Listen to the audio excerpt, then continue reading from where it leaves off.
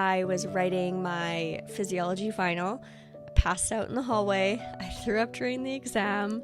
I continued to write the exam, and I didn't get the grade I needed. Like, everything I had ever thought I would do was kind of not an option anymore. Yeah. And so then they're like, what's wrong with her? So I was like, Yeah. I think I went to 4 classes.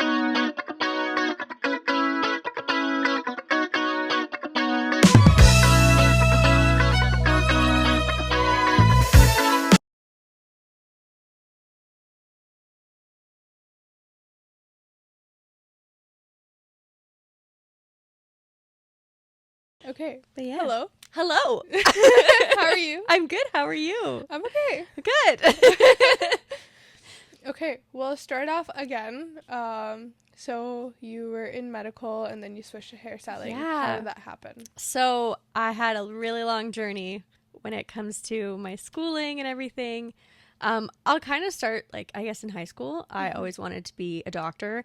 I think my mom said since I was 3, I wanted to be some sort of doctor. It was like an eye doctor for the longest time. And then when I was in high school, I wanted to be, oh my gosh, what is the word? A bone surgeon. Okay. Okay. Orthopedic? Orthopedic, thank you. I don't know where my brain went. I wanted to be an orthopedic surgeon, and I had really, really good grades in high school, really driven. I went to private school. They were like, university, university, university. And I was like, got it. So I went to university. I went to U of M, and I took first year courses. My first term, I took biochem, physics, the engineering physics, and calculus. So it was a lot. And I did decently well. But I realized that I probably shouldn't go into medicine. That would not be a good idea, because the main pivot point for me was I realized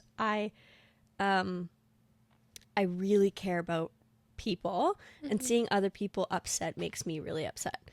And if you're a surgeon, That's what most you're people seeing, are yeah. upset. So I thought, okay, that's probably not a great idea. So I said, okay, let's do medical physics. So I started to take those courses. I was like, whoa, this is not for me. And then I was like, okay, let's do radiology technology, or whatever it's called. And it's like X-ray tech and MRI tech. So I started taking the prereqs for that. And all of a sudden I got really bad exam anxiety. So I was writing my physiology final, passed out in the hallway. I threw up during the exam. I continued to write the exam, and I didn't get the grade I needed. So I retook the class again. I ended up retaking it 4 times. And it was just a lot. And the longer I was in university, the more anxiety I had regarding university. So at first it was just the exams, where I would get really anxious before my exams, throw up, pass out, whatever. Just everyday things. And then as time went on, it was I couldn't take the bus anymore, because that would make me too anxious. And then it was I couldn't walk into the buildings anymore. That would make me too anxious. I can't go to class anymore. That would make me too anxious. And I did have accessibility services with all my doctor and all that stuff. And I was in a French class, and they were like, hey, like, you're not coming. You need to show up or I have to fail you. Yeah. And then COVID happened a week later. So We that got worked lucky out. there. I ended up getting like a B+ in the course and whatever. And that was kind of my wake up call, as like, okay, you've taken the required course for your Red River College program so many times. Like, you need to stop. And I was like, okay. So I pivoted from there, and I ended up going to a college for cardiac technology, which they do like, oh my gosh, they do stress tests and EKGs and stuff like that. And the same thing happened. So I ended up throwing up in my kitchen sink. Oh, no. And I struggled so hard, and I ended up having to leave the program. They said, you can come back next year. And I said, how about no? And I was like, I'm out. So, so then I was like, okay, what am I going to do with my life? Like, everything I had ever thought I would do was kind of not an option anymore. Yep. So I talked to my mom, love my mom, and she said, well, what do you like doing? And I said, my hair. And she said, okay, go be a hairstylist. And I said, okay. So I did. And yeah, I ended up going to hair school. I didn't have any exam anxiety, which was really crazy. And it was fantastic. I did really, really well. And as a hairstyling is a trade. So you have to take a red seal, which is like your big final exam after you complete all of your apprenticeship and all this stuff. So that was the only time I had anxiety, was writing that red seal. And luckily the lady that runs the exam, she knew. So I spent 45 minutes freaking out in the bathroom, and she was like, just leave her. And I ended up getting like over, I think I got like an 87 on this exam, which is like pretty good considering I cried for 3/4 of the exam. But yeah, so that's how I ended up being a hairstylist, and that's my crazy journey on how I ended up here. And yeah. So what was your experience like working with accessibility services at the university? They honestly were really great. It was a bunch of hoops you had to jump through. Like once you got through them, it was okay. What kind of hoops? So you have to, when you're going through accessibility program, they make you get all this paperwork. Yeah. And you have to do all this paperwork and get assigned by all the doctors, and the doctors have to tell them what you need. So then you have to tell your doctor what you need. And the doctor has to agree with you. Exactly. And if your doctor doesn't fully understand what you need, it's kind of a problem. But for the most part, it went decently well after I convinced my doctor. She at first thought I had depression, but it was more anxiety that caused my depression. So she was a hoot and a half, but after figuring it out, it did go really well. I did end up having my own exam room. They offered me extra time if I needed it. And I never needed it because I was just like, get it in, get it out. I don't want to write here. Yeah. And I would get my own room, which was really great. It really helped calm me down. That was the one thing that would make me initially panic, and that was the cause of me passing out, was people talking about it and just like the energy of like everyone's anxious, vibe going right? into the exam. Yeah, and I just can't be around that. So that was really great. And then I ended up getting a spot.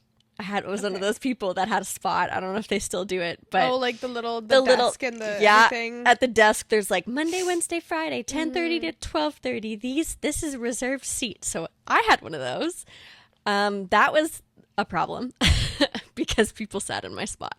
Ooh. So I think those spots are usually at the front of the class. They are. That you can focus a little bit better. Yes, they are, and they were. So I didn't have as many. So I didn't have as much anxiety having to find a seat in this room of 250, 300 people. Yeah, usually science classes are like huge, and they're like huge. In a theater setting. Yeah, it was a very, very big class. There was people sitting in the aisles. Yeah, and I've heard people don't even get spaces to sit. No, usually it was crazy. So I had a spot, and I think this was the last time I took this physiology course, and I ended up going 3 classes in a row. I had to go up to the prof in front of who's standing at the front of the whole room before the class started, and I said, "Hey, like people are in my spot. Can you tell them?" No, it doesn't. So then the prof would be like, "Hey, if you are sitting in a seat that says reserved, please move." And then the people would move, and then I go sit down in it, and they're glaring at me. They know what, you know what I mean? So then they're like, what's wrong with her? So I was like, I think I went to 4 classes. This was, again, right before COVID. So I went to 4 of the classes. I was like, why am I here? I've taken this course 3 times already. Like, all I need is to write the exam. I stopped going. I was like, I'll just go write the exams and the midterms and the finals, like, whatever. But, yeah, it was exhausting. I think that was the only thing that was bothersome for me was... It didn't always. It wasn't the actual getting the accommodations. It was the accommodations in action. Exactly. Right? Yeah. So I think it's really great that they do have some sort of help out there. And I do know that they have like mental health services at the university that are really great as well, that I found out of when I was leaving. So I was like, this is great. Like, all right. But yeah, I mean, I feel like as much as they try to bring information to students, Mm-hmm. there's better ways of doing that. Like, I'm 100%. about to graduate now, and I'm just finding out that I can take distance ed courses from Yeah. different universities and then get my credits transferred over Yeah. so that I could finish my degree quicker and easier. Yeah. Right. I had no idea. No. And it's also very, very helpful for people like you that Exactly. would have gone through those courses. Like, you could have taken physiology from a different university. That would have been completely Literally. distance ed. I mean, okay, in hindsight, I should have just taken physiology at Red River because I Yeah. found out after that they have the program and it's like a really small class, but hindsight's 2020 and I wouldn't be a hairstylist. It probably would have happened the same thing. So whatever. But yeah, I find that there's so much information when it comes to university and there's so many different like things that they try and tell you, but because they miss out on the major parts. you miss out on the major parts. And even I find like a lot of people have a hard time navigating even what courses to take. Yeah. Because it's not always like obvious, you know. Yeah. I find like university is one of those things. It's like every man is for themselves. Yeah. You're just a number. Like you just show up. You're just a number. Every man for themselves. So it's up to you to do it. And like usually you're 18, 19, 20 when you start, and you're like, what am I doing with my life, right? So. I mean, and there's such a difference between high school and university as well, because in high school, at least they give you a description of what these classes are doing. You can speak with your parents and you can speak with those teachers because usually you know the teachers that are teaching those specific classes. You can ask them what it's about. But when you get to university, there's no, like, you either, especially with the University of Manitoba, there's a program that they have now. I don't know if they had it when you went, University 1. So it's just the first year, you can take whatever courses you want. And then after that, your second year just starts as your second year in whatever degree you want. Yeah.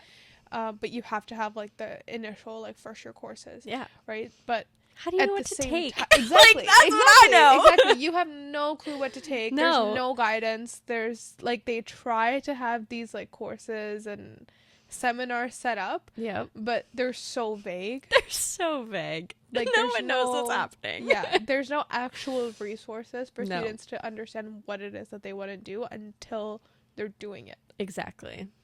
Yeah. Which is so unfortunate. But I guess it's I guess part of it is it almost teaches you how to like figure things out on your own, which I guess is a useful life skill. I but mean, like that's just what they adds say, more right? stress. That's exactly. That's what they keep telling you in high school is that when you go off to university, you're by yourself and you have to figure everything out yourself. They weren't so joking. they do like they warn you, but they don't actually warn you. No, they don't prep you. Like they'll just tell you about it. They don't tell you what to do about it. Yeah, it's just like here's a problem that you will encounter.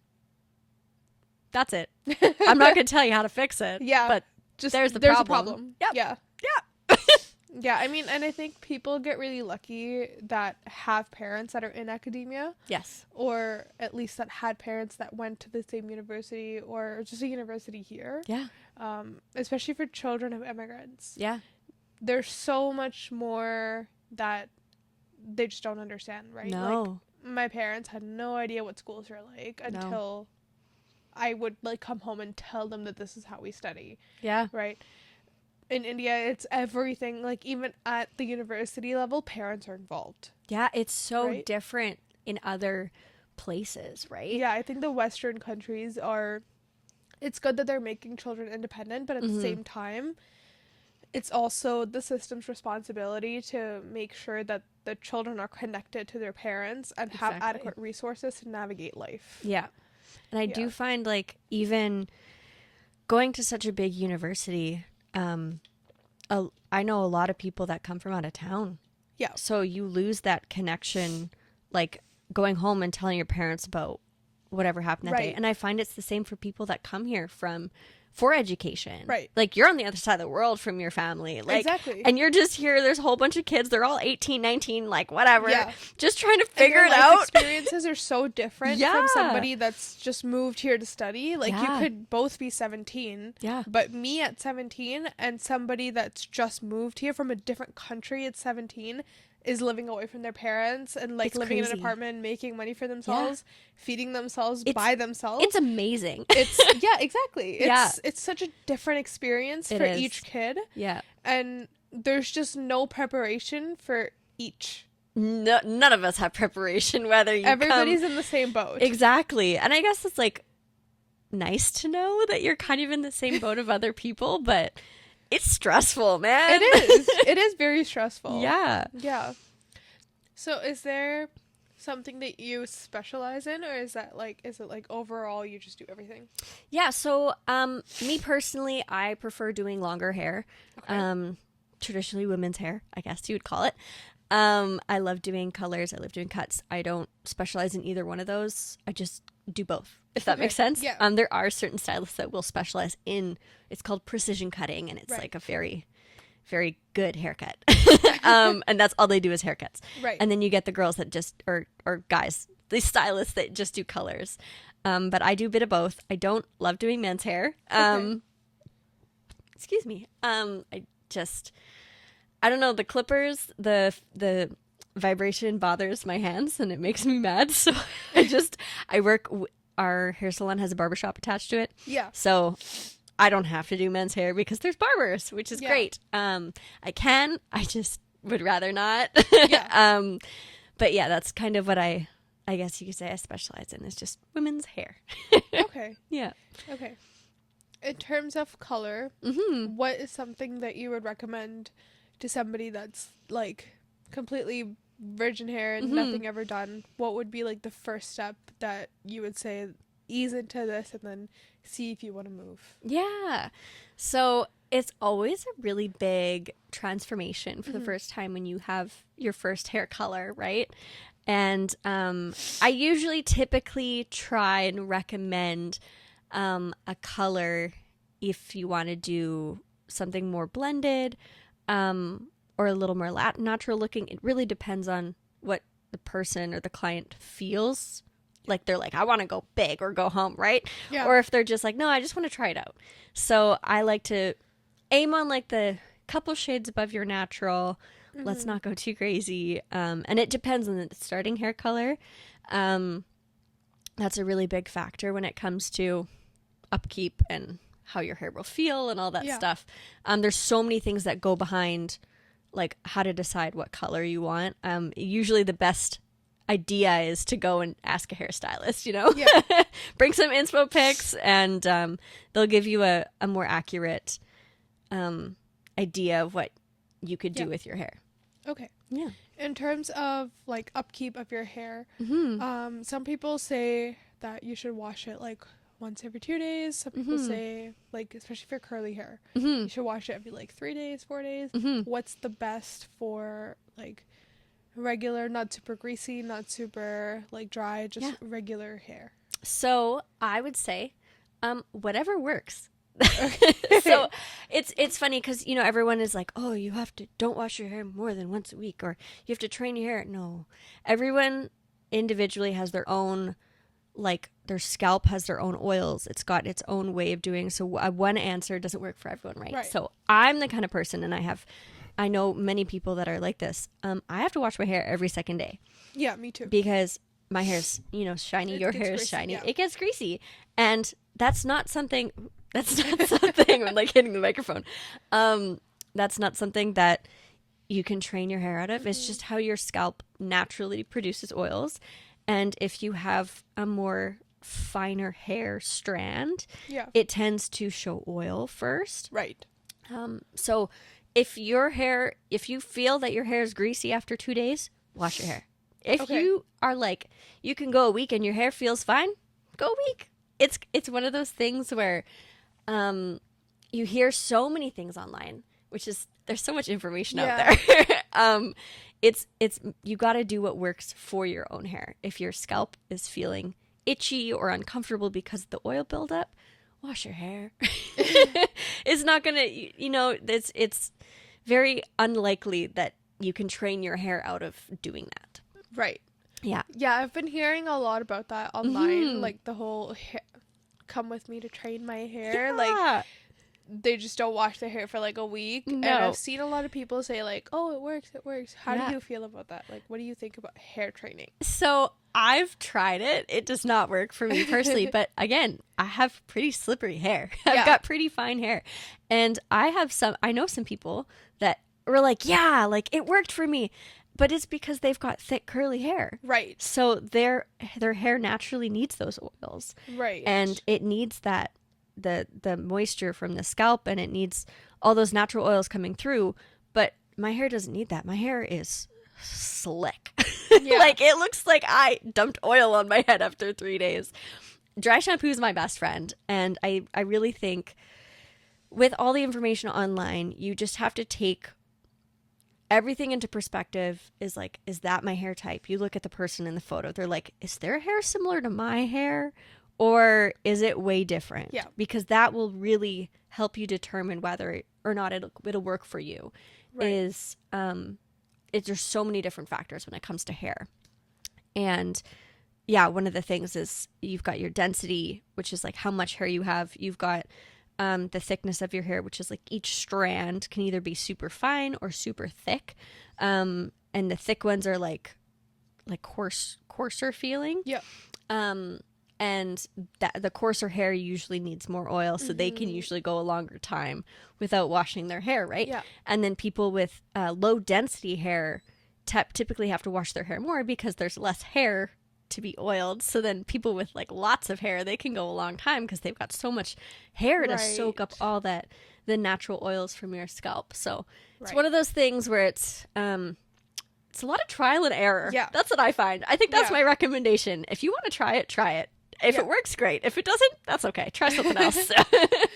So I've seen a lot about like these keratin hair treatments, and I've seen before and after pictures of people with like super super rough hair, and they go through the treatment, and it's like straight, like kind of like my natural hair is what their hair ends up being after the keratin treatment. Yeah. What is the treatment?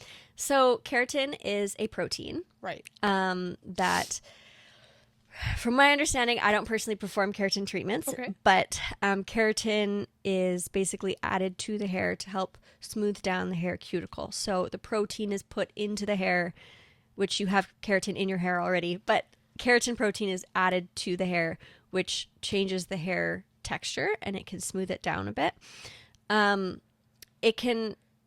There's different products out there of what is considered keratin. Sometimes some other products are called smoothing treatments. Right.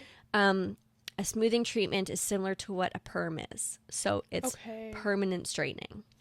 Right. So, and that is chemically altering the way that the bonds in your hair are connected. So there's usually 2 steps involved. The first step, your hair has like a cuticle, which is the outside, and it's like fish scales, kind of. That's what it looks like. And then inside, you've got your cortex and your medulla, I think it's called. But they're made up of proteins, and they're arranged a certain way, and that will determine whether your hair is curly or straight or all that stuff. So when you do a perm, which is short for permanent, the step 1, you put this chemical on that breaks those protein bonds. Okay. So the way that it holds the shape of your hair breaks. Okay. So now there's no shape to it. And it's like all loosey-goosey. It'll do whatever you tell it to do. So then... like water. Yeah. So it's like, if you want to bend it. But it'll just go back to just loosey-goosey. I have no other way of explaining it other than it's like a noodle. Right. Like, like a ramen noodle? Yeah, and like it just won't hold the shape. No, it won't do anything. It just like is kind of noodly. So the second part will rebond those proteins in whatever way you set them. So if you're doing a permanent straightening, usually the stylist will apply the solution that breaks the protein bonds. They'll wash your hair, they'll dry your hair, they'll straighten it, and then they'll put the second solution on that reforms those bonds into being straight hair. Right. So then your hair is straight. Okay. Same thing happens if you get a perm, like a curly perm, which the first protein breaks your hair, protein bonds, and then you rinse it out, and then you put the neutralizing solution, which rebonds those bonds into this new shape, which is the curly shape. So that's what permanent straightening and smoothing treatments are very similar. They smooth down the hair cuticle using chemicals typically. But yeah, there's so many options out there, and it's really good to have a consult with someone who specializes in those types of treatments. Right. And they can, recommend whether it's something that you want to do or recommend against doing it. If you've got, let's say you have dry hair, like dry brittle hair, you don't really want to do something like that. Yeah, because it would break your hair. Exactly. Or sometimes if you go with a permanent straightening, it sometimes will last a really long time. And then your roots come in a different type of curl, right? So then you've got curly hair and straight hair. And then looks weird. Yeah. So it's one of those things, there's a lot of upkeep with it. Right. Keratin typically has less upkeep because it is a more gentle process, because it doesn't fully break the bonds. It just adds protein bonds to your hair. So that helps smooth down each individual hair strand to make it less frizzy and more just smooth and straight. Okay. Yeah. For somebody that has colored hair, would you recommend getting a perm? Again, it depends. Everything depends. That's the funny thing about this industry. Typically, if you have lightened hair, a perm is not a great idea. Okay. Because your hair is already compromised. Right. From the lightening process, that it can be compromised further to be straightened or curled. However, you depend on doing that perm thing.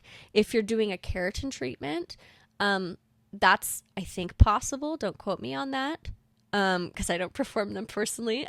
I would talk to someone that does that, but I believe it's possible to get a keratin treatment on blonde or lightened or colored or all those types of hair. Okay. Yeah. Okay. If in terms of like hair routines. Yeah. For someone that has straight hair, there's not much upkeep. Yeah. It's for somebody that just regular, wash your hair, condition it. Yeah. Maybe once a week. Yeah. Oil or mask or whatever. Yeah. For somebody that has more like wavy hair or curly hair, what would be the best way to upkeep that kind of hair to keep the nourishment in? Yeah. And make sure it doesn't get frizzy over time. Yeah. So there's so many great products out there. Your shampoo and conditioner is like the backbone of your hair care, in my opinion. It's kind of where everything should start from. So if you have curly hair, opt for a curly shampoo or opt for a hydrating shampoo. Typically, people who have curly hair is naturally more dry compared to straight hair because it has a little bit different shape and it just needs that moisture to keep the curl going, right? Right. So opting for a hydrating shampoo and conditioner or a curly specified shampoo and conditioner is usually a great way to start with that. And then there's deep conditioners, which are super great, or treatments, or whatever you want to call them. And they're basically like a really intense conditioner. And they add so much moisture, and they can help keep your hair super healthy and super hydrated. And then after you shampoo and condition and wash your hair out, before you dry it, it's really great to add a leave-in conditioner to keep that moisture in there. I love to recommend that for everyone, just to keep that moisture in your hair, because we do live in a really, like, Winnipeg specifically is pretty dry. So everyone needs that moisture in their hair. A good leave-in conditioners are always a great idea. And then for curly hair, there's so many different routines out there. Like, I would say look into those curly hair routines that you see online, where there's curl bombs that you can use to help define your curls and keep them smooth. Design Me, which is a Canadian brand, has a really good curl bomb.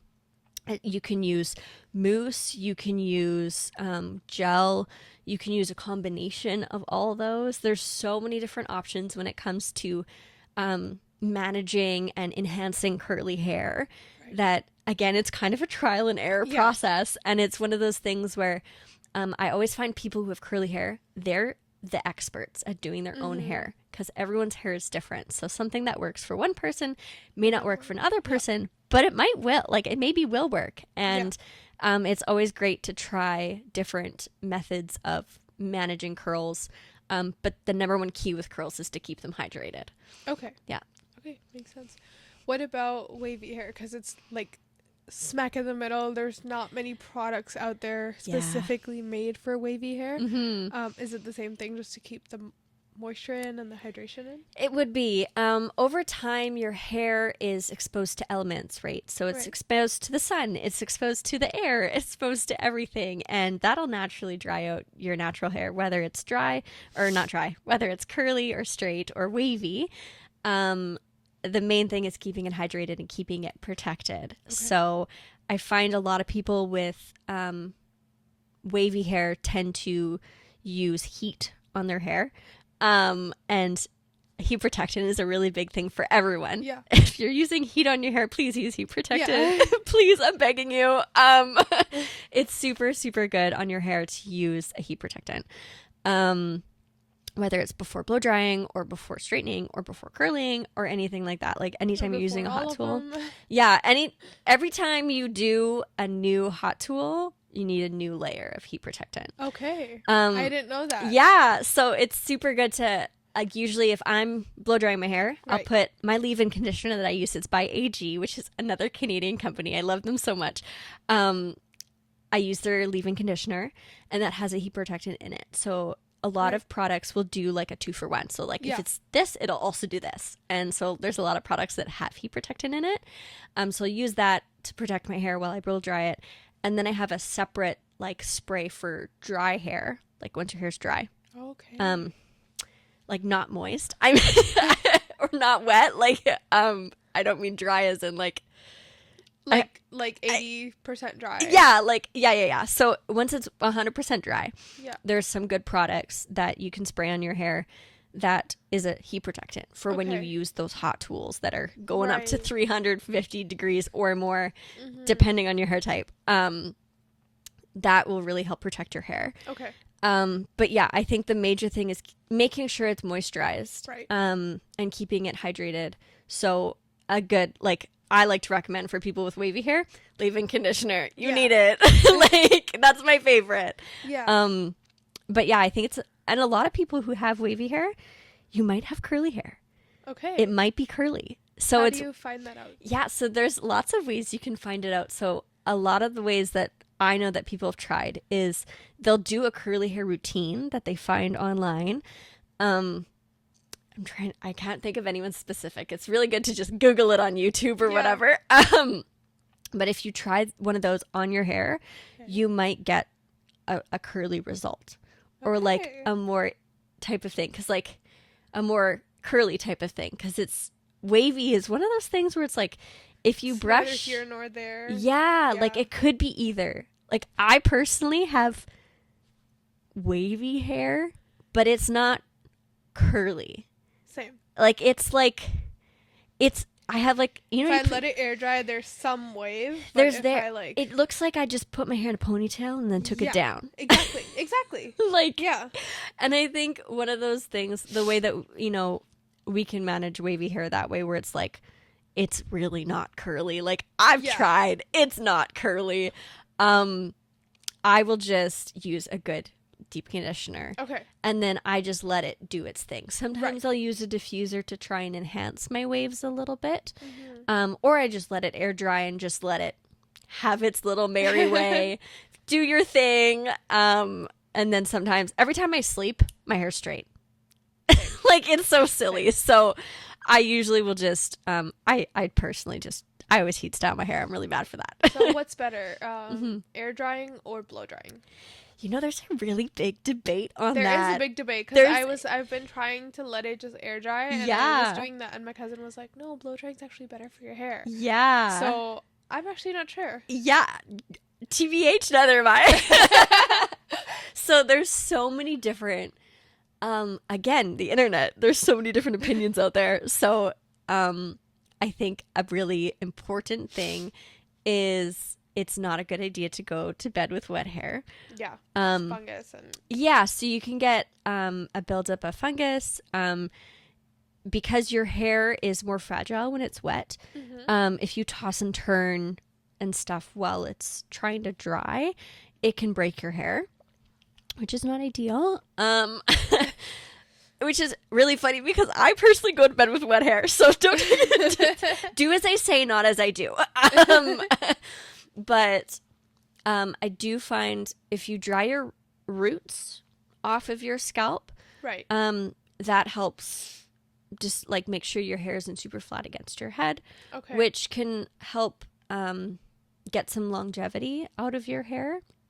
Because it's not drying flat against your scalp, which when it's flat against your scalp, it's more susceptible to showing the oils that are coming from your scalp. Right. So if it's drying off of your scalp, it's not as close to where those natural oils are coming from. So it can kind of take a little bit longer to show that oil coming off of your root area. So if you have time, it would be best to blow dry your hair, but use a heat protectant. Don't forget the heat protectant.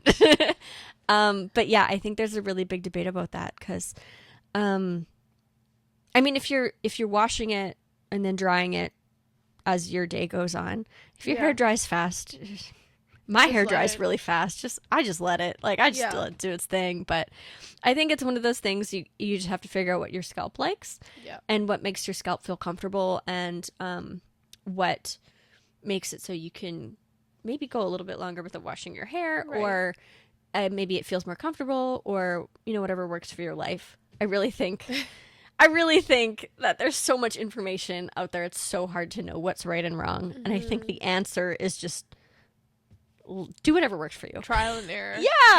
Yeah.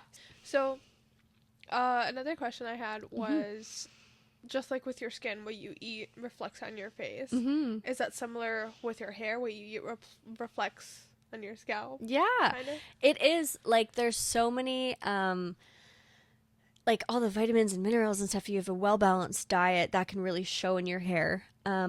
There's so many different things that can show in your hair. It depends on what medications you have can affect your hair. Like different stages of life, like pre-puberty, going through puberty, when you're done puberty, and then menopause, your hair changes. So there's so many different things. Like the water you drink affects your hair. The water you wash your hair in affects your hair. There's so many different things. Like I do know a lot of people when they take like prenatal vitamins is a really popular thing to take for hair growth. Even if you're not pregnant, I'm not sure why, but I think it's because of all the well-balanced vitamins and stuff that's going into the body. Okay. It helps encourage hair growth from what I've heard. I'm not a doctor or anything. Let me just put that out there. This is just my opinion. But I've heard that's like I think my vitamins and having a really well-balanced diet will really put an effect on your hair, and how stressed you are affects your hair. I've heard a lot of people having hair fall because of stress. Yeah, that's a huge thing, is any stress to the body. Whether I've had people that have gone to the hospital and they've had hip surgery and they've come out of the hospital and they have like half the amount of hair they had before. Like stress, because their body's stressed. Wow. So it's one of those things where when your body is going through stress, whether it be mental stress, physical stress, any type of stress, your body is the first thing they'll forget about is your hair. They're like, this is not a priority. The priority is keeping your organs healthy, like your heart, your brain, your liver, to like keep you alive. Exactly. So the first thing to go is your hair. So I feel like to join the dots, is that what happens with chemo? Yes. I think like the first thing that happens is you lose your hair. Yeah. So because there's so many different chemicals running through your body, that is a really big factor on why chemo patients typically lose their hair. Right. Because it's adding so much stress on the body. And altering the chemical composition of it. And chemo is a really intense process. Right. But that's, from what I understand, a factor in why patients lose their hair. Okay. I think this is a good place to end off. Yeah. Oh, thank you. Oh, I wanted to say, so last time you asked about oils and different things you can do to keep your hair healthy. Yes. And I just wanted to touch on that real quick. Yeah. So hair masks and stuff are really great. There's really great brands. There's hair oils that are by, Moroccan Oil has one. I know AG has one. They have different hair oils that can keep your hair healthy. But I looked into coconut oil. Okay. And coconut oil is one of those things that is recommended. To keep your hair nice and hydrated and healthy and silky and shiny. Yay. So the one thing I would recommend is don't put it on your roots, because that can clog your pores in your roots, because that's putting way too much oil on your scalp, right? The one thing is so coconut oil has particles that are small enough that can go into your hair and can keep it hydrated. So doing a hair mask with coconut oil is apparently really good for your hair. And I just wanted to share that with you. What would be an oil that you would say we can put on our roots? There are some hair oils that are specific for roots. Okay. I can't remember what brands there are. But there are like root specific oils that can help your scalp. There is some oils for dry scalp. Okay. Again, I don't know who makes those, but I've seen them around. There are like scalp specific ones. Okay. So I would aim for doing something that's more scalp specific. Or if you do have a dry scalp, look into seeing if coconut oil is okay to put in your scalp. But sometimes you don't want, like, it's a balance, right? So you don't want to do it too much. Yeah. Because you don't want to have too much oil on your scalp, because that can block everything out and then your scalp can't breathe, right? It's like if you put oil on your skin, like sometimes it's just too much. Yeah. You know, it just kind of clogs everything. That's why you break out sometimes as exactly. Well. It's like you kind of have to think of your scalp as like your face skin. So it's like kind of more sensitive compared to like your hand skin or something like that. So as long as you're a little bit mindful about how much you're putting on your scalp, I would just keep that in mind. But there are scalp specific oils that people like to use to keep their scalp healthy. Coconut oil and almond oil specifically in my scalp, and it's just so hard to take out. And that's probably why, is because there's just so much and it clogs your pores. Yeah, so I would just like avoid the root area. So you can put it on like close-ish to your scalp. Yeah. Just try and keep it off of your roots, and then that'll make it easier for you when you wash your hair too. Because that's another thing that makes it more difficult. Is it's oil. It's kind of hard to get out. Yeah. But yeah, I've heard from a lot of people saying like you shouldn't wash your hair twice. Is that true? So it depends on the person. I love all these questions because the answer is it depends.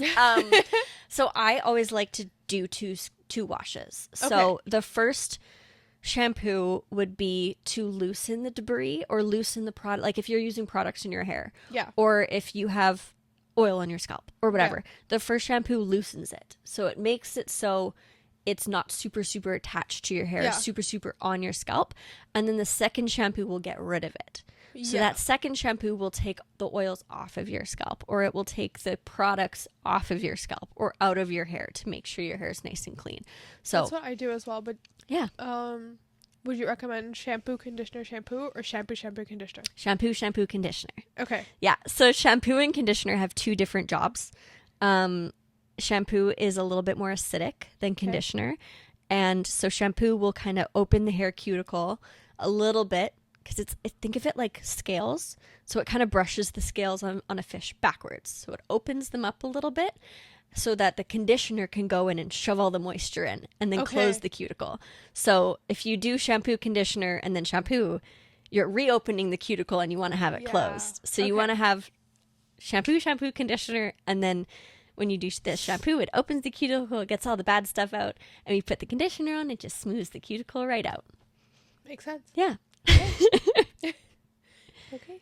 Any other questions? You're asking really great questions. I love this. No more questions. Maybe for a second part, we'll shoot again. Yeah, I'd love to. Thank you so much for coming. Of course. Again. Of course. Anytime. It was a pleasure being here. Thank you. Yay. It's a pleasure talking to you again.